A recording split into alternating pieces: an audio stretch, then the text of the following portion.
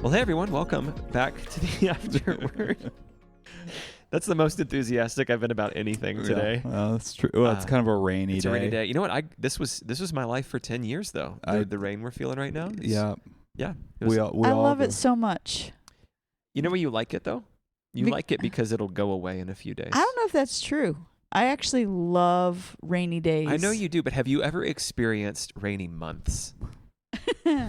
I mean, I grew up in the Midwest, so I experienced like gray months. Oh, sure. But not really raininess, but like gray and cold.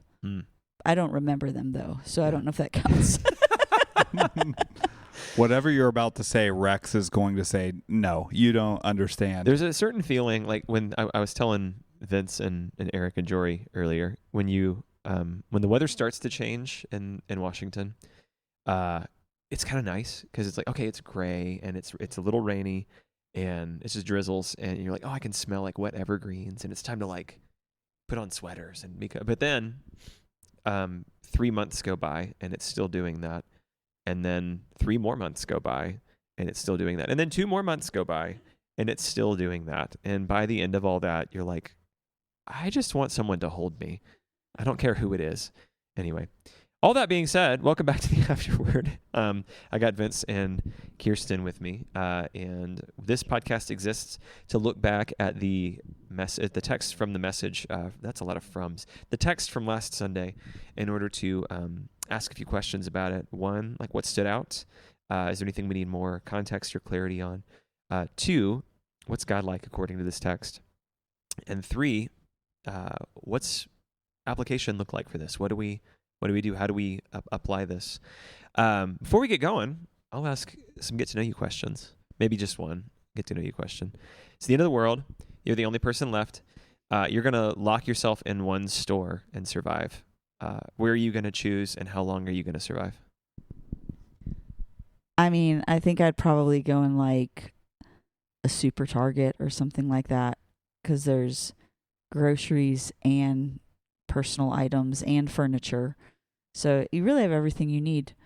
As far as how long I'd survive, I don't know. Maybe not real long. One thing about it, though, if you're in Target, the music in the background is going to keep playing. It's Christmas. Oh, gosh. Yeah, not very long. You're not surviving very long. Do they play music all the time? I think so. I don't know. I'm not. Because I know they play it at Christmas. I've noticed this. I know they play it at Christmas, and I notice it. But then I actually don't know if they play it year-round. I don't know. That's a great question. It is a good question. Let's take some answers from some callers. Caller, right, you're there. Caller 1, you there? Hello? Click. Click. I'm very practical, so I think I would go with Costco though, because I feel like you have a lot of things that you could need there. They usually have some appliances too. It's true. They have a kitchen there. They have a kitchen. They do. Like you can move everything over to the freezers. Yeah. And leave it there. I'm assuming the power is not going to go out. Oh, sure. Yeah, of course. But I mean, if you're the only one there, do you really want to be there for that long? Like, would you want to be in a super Target for that long? No, that's why I said it probably wouldn't last real long. You know, like maybe I would just. Where would you go? Maybe instead I'll just stay at TCBY.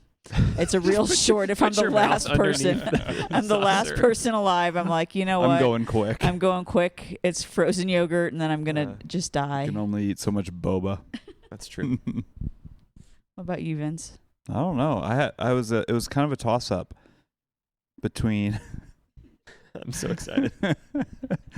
I was thinking first IKEA. Do I have roller skates or no? Let's do both ways. Yeah, then IKEA. Obviously. roller skating. Oh, yeah. Wouldn't that be great? I'm just imagining that happening, and because it's IKEA, there's like Europop playing in the background. I don't care. Roller skating, no one's there around IKEA, and here's the greatest part. There's several beds, so you can just lay down, take a little nap. You can get... You're describing your dream day, not the end of the world.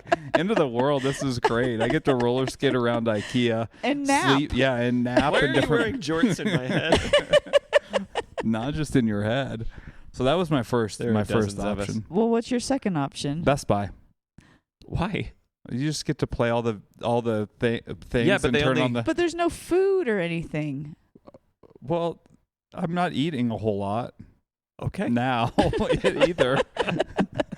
You get to watch movies on lots of different screens and play That's true. video games. You can and- play like the 5-minute preview. Mhm. Actually, I haven't played a video game in a long time. It Yeah, used I to be haven't like either. they had like the Oh, preview that's right. loop So you where had like the you loop, 5 yeah. minutes in and then it starts over. So One of my sons asks me periodically to play video games with him. I don't know how to do any of them, but my approach to every game I play with him is I just push all the buttons same all time. the time. Yeah. And I lose every time. That's but shocking. all right.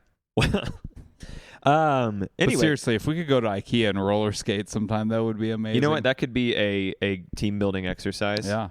We could just ask. Jory if we would could, I was gonna love say, it. Jory he might. likes team building, so Yeah, we could ask if we could just have the building for the day and eat some horse meatballs and That's my. I roller my. skate. think they'd be good with that if you Yeah. just ask nice Appreciate it. enough. Probably so. And they have those carts that you can't ever control Oh, anyway. yeah. Can you imagine roller skating and pushing one of those? No. That'd be amazing. Who's in control in this situation? I don't know. Yeah. You can tell Eric's not here today No, because he this has hasn't. gone on I a haven't long roller time. skated in a long time. By we the need way, to do it. We do. Yes, we need to. I saw a guy roller skating down Timberline the other day. Yeah? Not rollerblading. Roller skating. Roller Yeah. skating. There was Yeah. a guy who did that at a trail near where we used to live. It was a trail around a lake, and he had big over-ear headphones on, and he was dancing and roller skating all the time. Sometimes going backwards, sometimes Yeah. going forwards. So Yeah. yeah, you're right. Eric isn't here. This is going on for a really long time. Let's talk about the Let's Bible. not even get into the text. Yeah, you know what? How are you guys? Like, That's what's What's for dinner? I don't know.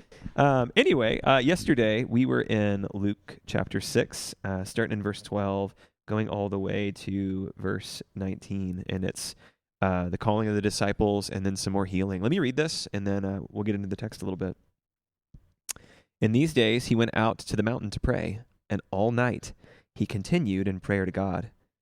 And when day came, he called his disciples and chose from them 12, whom he named apostles: Simon, who he named Peter, Andrew his brother, and James and John, and Philip and Bartholomew, and Matthew and Thomas, and James the son of Alphaeus, and Simon, who was called the Zealot, and Judas the son of James, and Judas Iscariot, who became a traitor. And he came down with them, and stood on a level place with a great crowd of his disciples, and a great multitude of people, all from Judea and Jerusalem and the seacoast of Tyre and Sidon, who came to hear him and to be healed of their diseases. And those who were troubled with unclean spirits were cured, and all the crowd sought to touch him, for power came out from him and healed them all. This is God's word. Man. Yeah, Vince, where did we go yesterday? You kind of just broke it into the two sections that were here. Yeah. What was the 1 minute version? Yeah.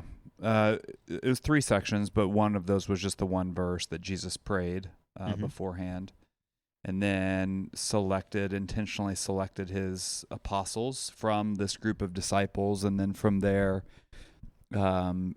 continued to teach and heal people along the way. So it's all in preparation for a larger sermon on the plains that is coming.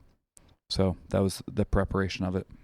Very cool. Anything you wish you could have gone into more detail on here? I mean, I know like with this list Yeah. of names, there's not just a ton of details. Not a ton of details, but you could go on. I could have gone further with some of the names and with some of the speculation, with some of the, the background of the names. Were they Jews? Were they not? Yeah. How were they chosen? That kind of thing. So, I mean, there's some really fascinating things. Hopefully it came out this way, but I think it's just fascinating the diversity among the group of 12 that were chosen. Yeah. Very intentionally, but what those conversations must have been like as they were walking along the way and having meals and whatever, just the different conversations they had along the way. Yeah, it is wild to think about. We heard about the story of Matthew Yeah. a couple weeks ago, and he's a tax collector who's in some ways a sellout to Rome. Right. Not very liked. And then you have Simon the Zealot here as well, who is very against Rome and all Right. things related to Rome. That's what the Zealots did. They were kind of trying to start uprisings Yeah. or, that kind of thing. And so to have those two guys at the same table is pretty cool. Yeah. There must have been a very compelling reason for them to,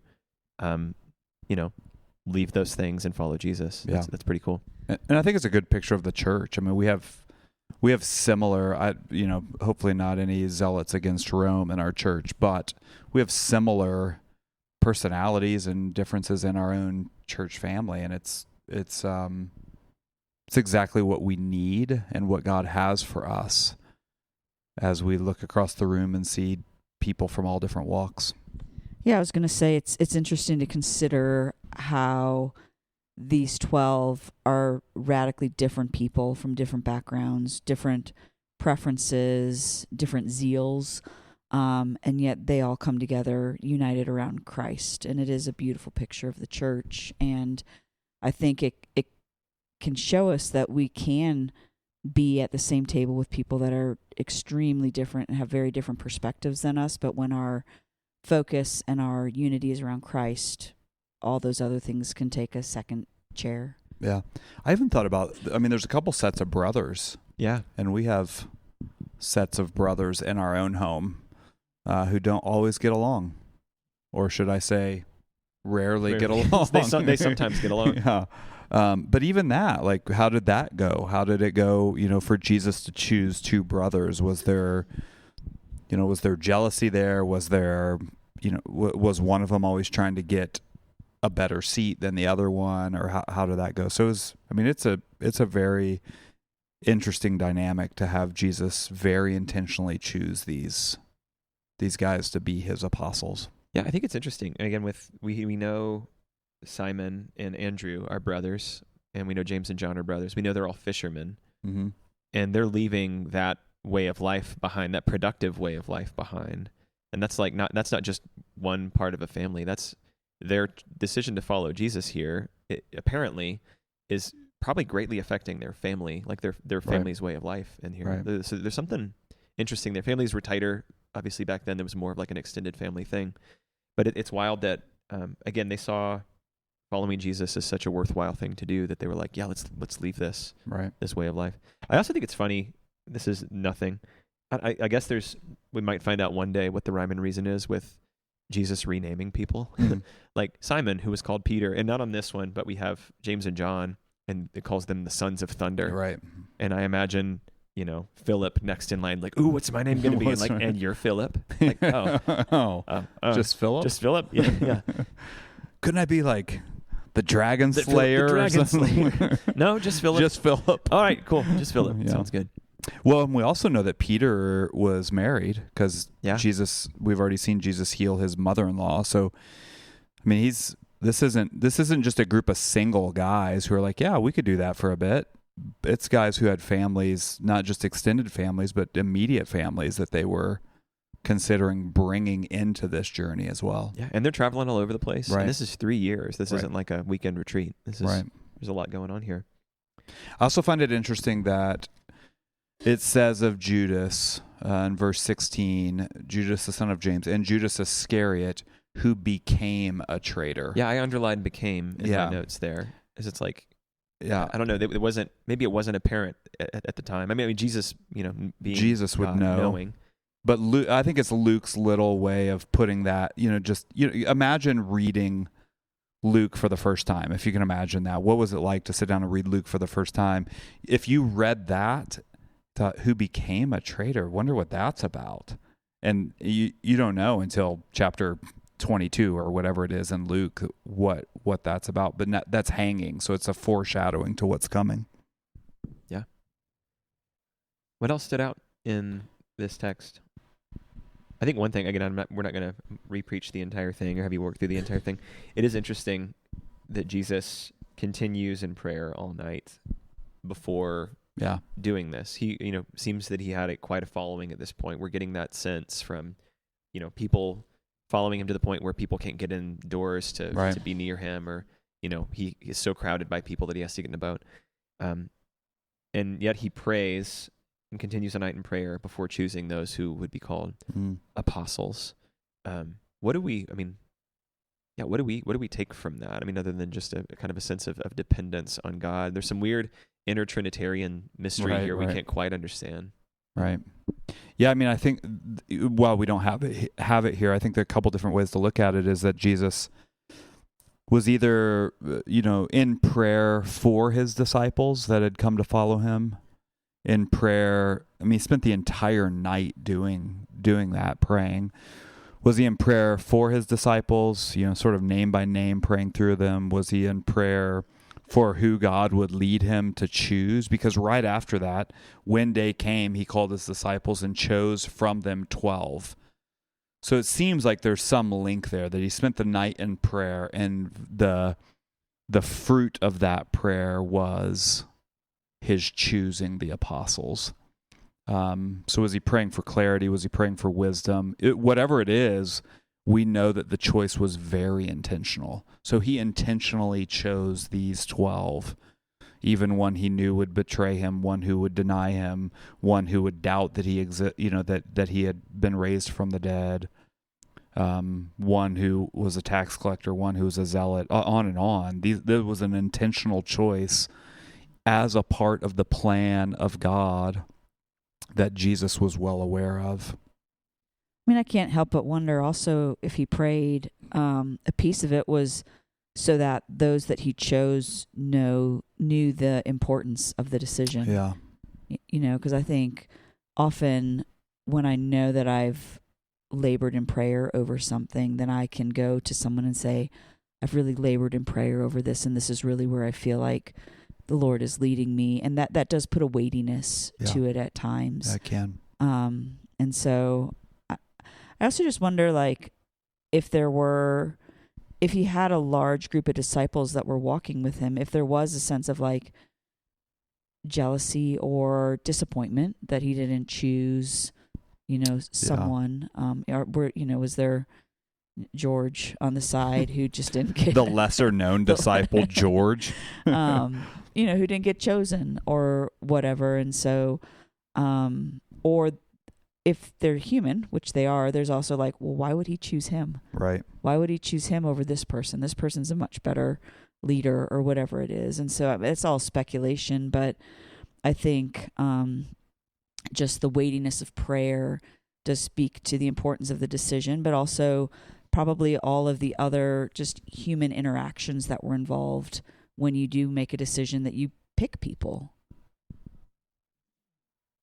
Yeah, certainly I'm sure there was some questioning among the apostles about why some were chosen. If you've got a tax collector in the group, even if there has been repentance and a leaving that, you've got, like Rex said, it's somebody who's a zealot, and on and on. You've got fishermen and probably people who are not the sort of manual laboring kind of people in the same group. I'm sure there's a lot of back and forth, and I'm sure a lot of these people had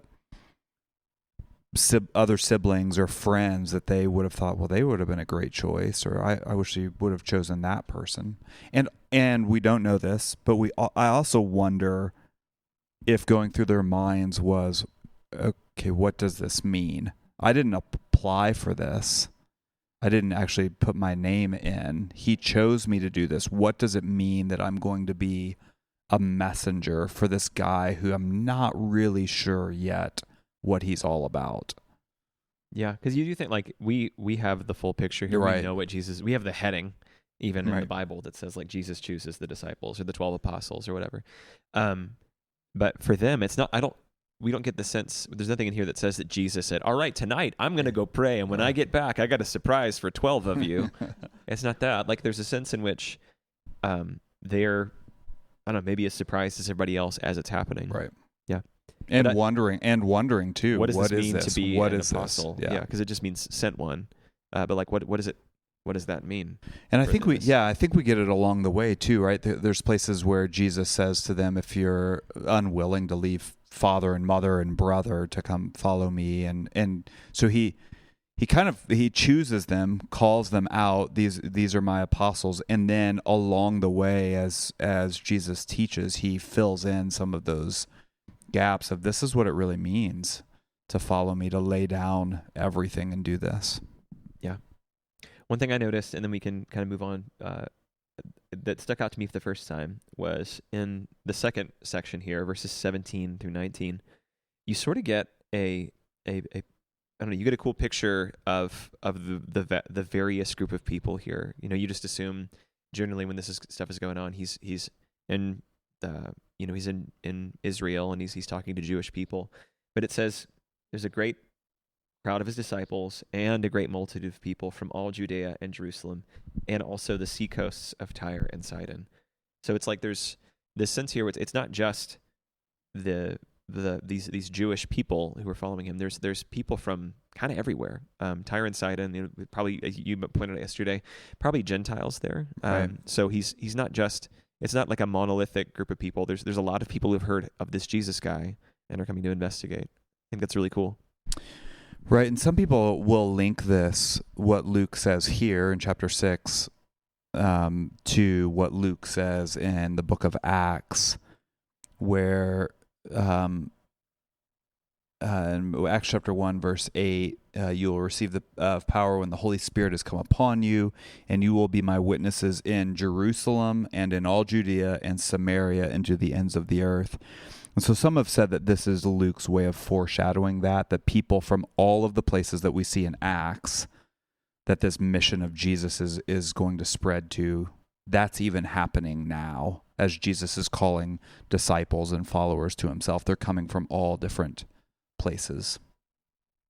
Which is also interesting that we just talked about that with the 12 apostles, that they're a really wide and varied group of men, different backgrounds, different skills, probably different cultures. Yeah. And it just sounds like we're having the same conversation about two different passages, that Jesus calls a pretty varied group of people. Right. Which I think is beautiful to recognize that if it's true that the 12 are chosen as sort of representatives of the 12 tribes to carry that out. So these 12 apostles represent the 12 tribes to continue this line of thinking of the Jewish people and how they have been sectioned out in tribes.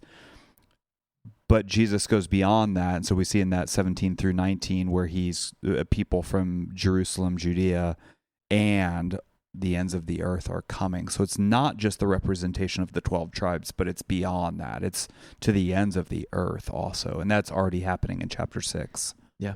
I have thoughts about this, but I'm thinking maybe of a listener, and curious what your thoughts are on why he chose all men and no women. To be apostles. You're going to put us on the spot like that. I am. I think it's helpful. I think it's a helpful conversation to have. Yeah, I think I don't know, to be honest. I don't know if I know the answer to that, but I think there are a couple ways to look at it. I think one, culturally, that was probably, it was probably how things went in that day. He was able to call those people. I don't think that the disciples and the followers were all men. I do think that that's a varied group of people. But I think in terms of who it's going to be the mouthpiece and also the beginning stages of leadership for what the church would be, Jesus would call men based on headship in the home and how God has set things up from the very beginning of creation, that the leadership responsibility in terms of leading toward God and leading the family rests on that responsibility rests on the shoulders of the men. And so Jesus would call them to lead the church forward as well. But I do think the group of disciples and followers was a varied group of people: men, women, children, older people, younger people, Gentiles, Jews, and on and on. Yeah, I agree. And I wanted to ask because I think that is, for me, a really foundational piece in understanding just theology of headship and recognizing like these were the men who were picked to really begin the church. And so there was intentionality in that. And, you first said it may have just been cultural, but I think Jesus was so countercultural in so many things that he did. And he treated women really differently than the culture would say was appropriate. He engaged women. He had women that were followers. And yet with the intentionality of choosing his apostles, I think it's really important to consider the weightiness of that, and that it's not that the women were not valued, but I think it was a foundational piece of the church. Yeah, and we're going to see that in Luke, that the women are our platform. They're highlighted throughout. He certainly makes it a point to show off women and their value in the kingdom. Yeah, there is something I think you picked up on with like the beginning of the church too. I think if you look back at, the nation of Israel, you see there's 12 tribes here. I don't think the number 12 here is on accident. I think there's some callbacks there. It's almost as if Jesus is saying, like, hey, this is the inauguration of the new Israel. This is like the church here, the church age. So I think there's a callback there as well. So yeah, like Vince said, I don't think it's a random thing. I don't think it was just because Jesus didn't like women, because there's no case to be made for that at all, and the way he treats women and anything like that. Yeah, I think I want to point out the importance of the significance of him not choosing women in this situation, and recognizing, like, again, Jesus was very countercultural in the way that he treated women, but it's important to understand that there was intentionality here as well. Yeah, even though he was very countercultural in that, there is something that is tied to creation order in terms of leading and the responsibility of that leadership and headship falling on the shoulders of men. Yeah. Well, we've touched a few things, but what's God like according to this text? I think the thing that stood out to me most was just his intentionality. And Vince, you said yesterday, if you're a follower of Jesus, he intentionally chooses you as well, and then link that to Ephesians 1. And I think that was a good reminder for my heart, just to remember that God is a God who is very intentional about what he does and who he calls. Yeah, I think similarly, and I do think it's a beautiful reminder that this is the kind of God we have, that he's not choosing only a certain kind of people. He's choosing a group of people that's varied and diverse, and the kind of people that we need around us. That's the kind of God. He knows all things, but he knows in really powerful ways what we need. And if we were to choose the people we thought we needed, we probably would choose people just like us. But he knows we need people from a variety of different backgrounds and skills and gifts and all of that. So, I mean, that's the thing that's highlighted for me over and over. Yeah, I even think, the end of the list of people is Judas, who became a traitor. I think there's a sense in which God here, we see God pursuing those far from him. I mean, we're all in that situation, but part of me does wonder. I've thought about this several times. So part of me wonders what would have happened.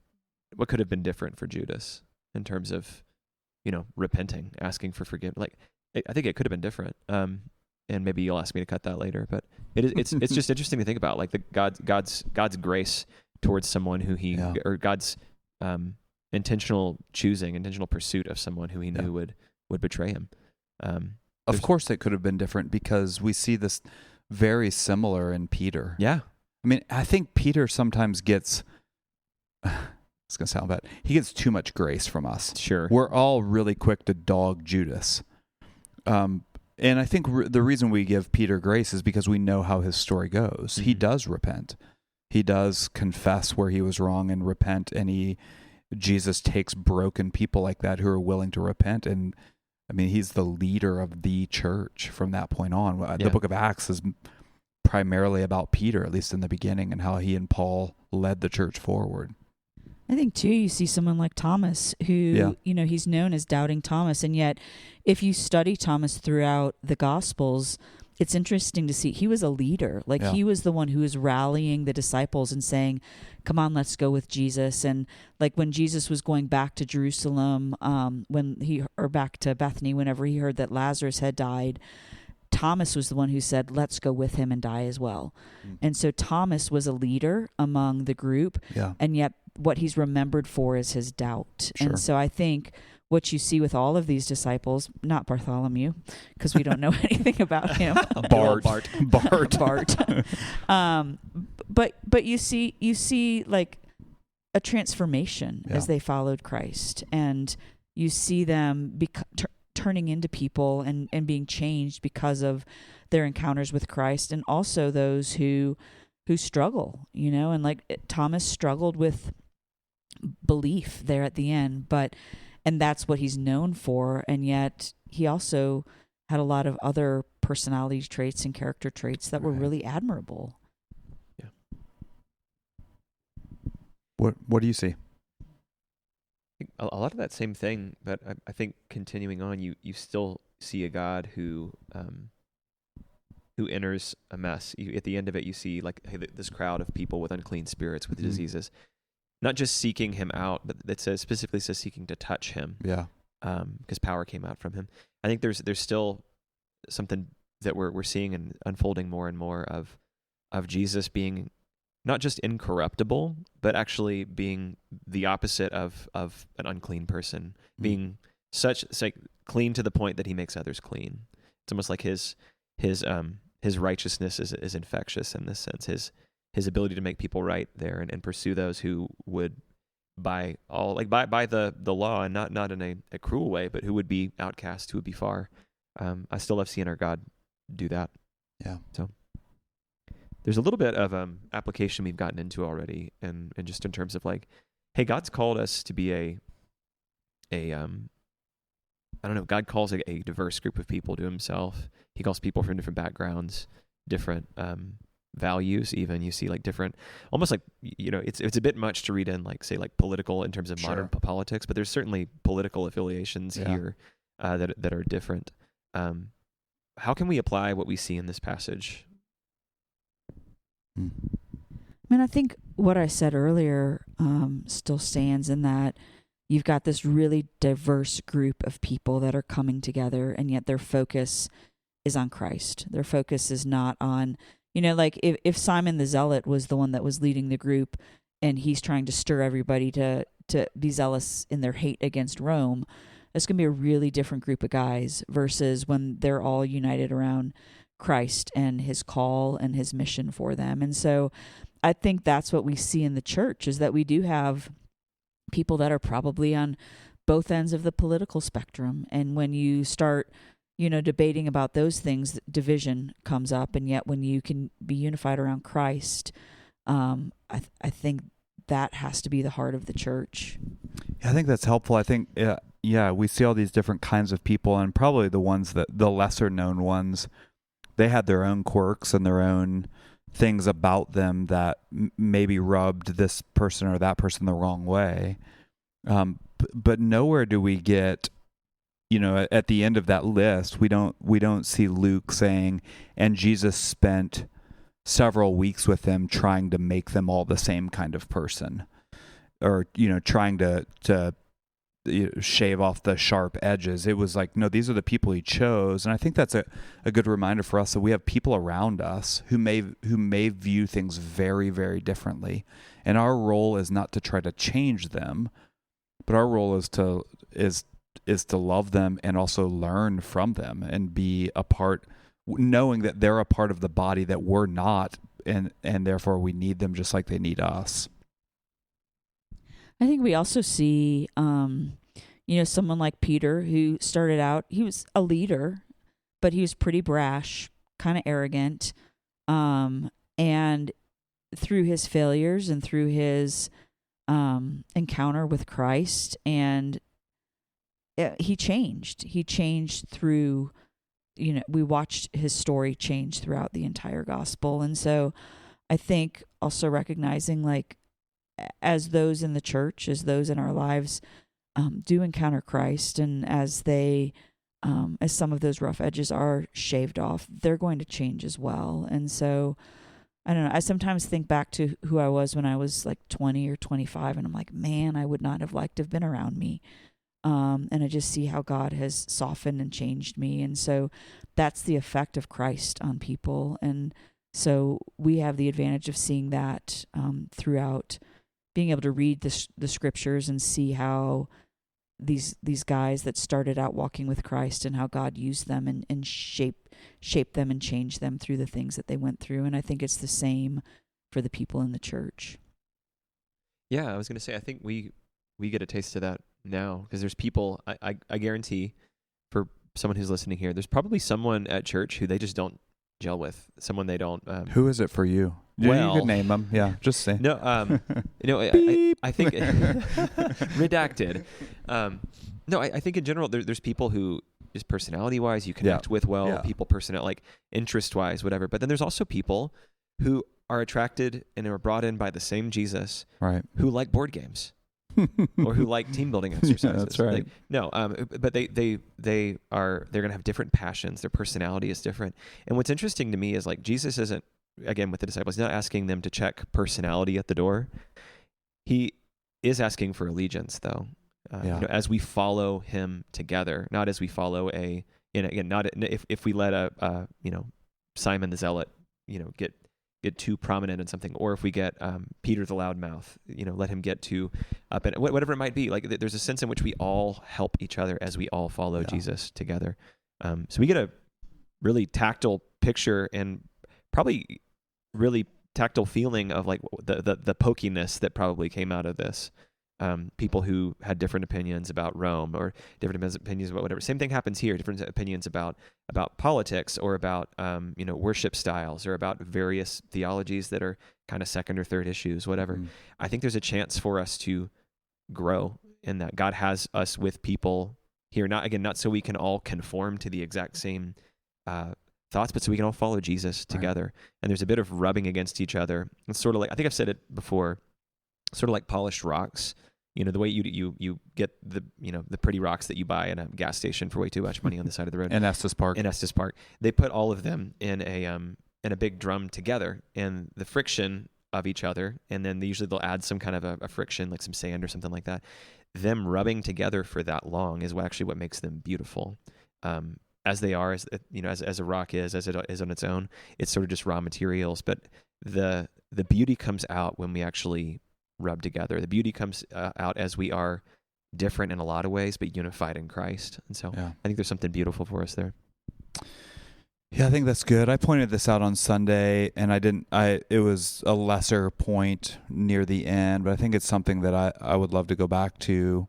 And that is that in 17 through 19, we see Jesus being one who is teaching for sure. There are teachings that he wants to be made known, but he's also one who's able to set that aside for a moment to bring healing or to bring restoration to people.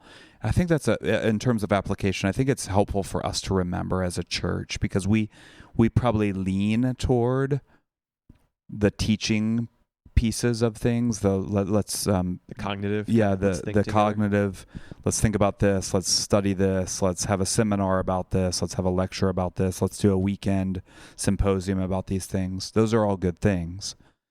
And also, our God is one who is about restoring the whole person. And so that can come in all kinds of different ways that we can't shove aside, that he cares about both the teaching and also the healing and also the unclean being made clean and cured and that sort of thing. So I think that's something that we ought to consider more and more as a church. How do we pull these things together and not lean one way or too much the other?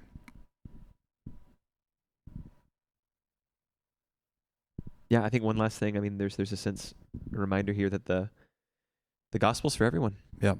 I mean, that's what we've been talking about in Luke, but just the diversity of the people who were following Jesus here, not just the apostles, but the people who were following him. Like, this is good news for everyone.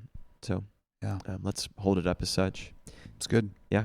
We're going to continue next week getting into Luke's version of the Beatitudes. Right. The blessed are you. Are you going to say blessed or blessed? Oh, Come Sunday and find out. You'll just have. Yeah. Maybe I'll change it all up and do a combo of both. I'll go back and forth. Drive some people insane. It's going to be great. All right. And then into the woes. Yeah, blessings and woes. Pretty cool. Hey, read ahead. We will see you on Sunday. God bless. Adios.